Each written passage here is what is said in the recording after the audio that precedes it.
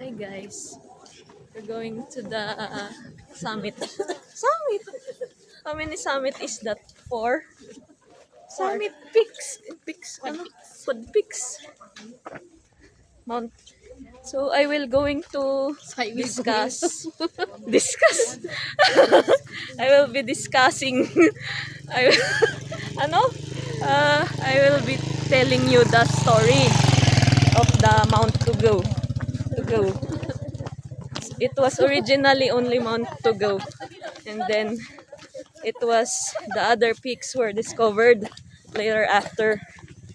It was announced to be a tourist spot on the year 2024. So it's just about 2 years now. Right?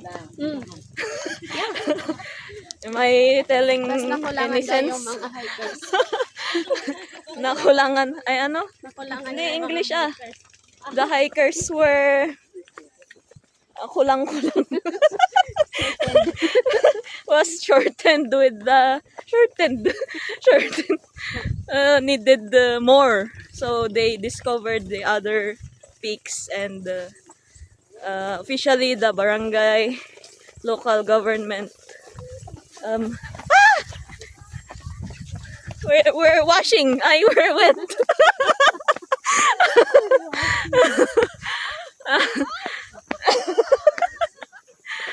Because they did not take a bath, so the sprinkler wet them. And then ano ba? So back to the topic. the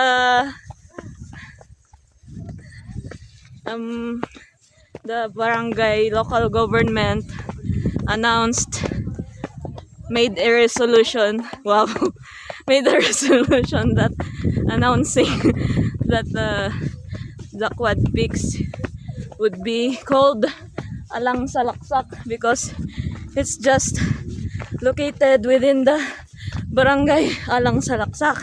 So look at the mountain there. Oh, it's already orange. The top over there, the back of my background. There. Oh, diba?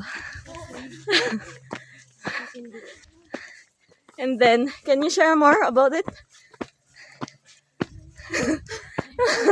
Huh? Wala. Okay, so that ends my vlog. Bye! Vlog ba yun? Ano ba naman yan?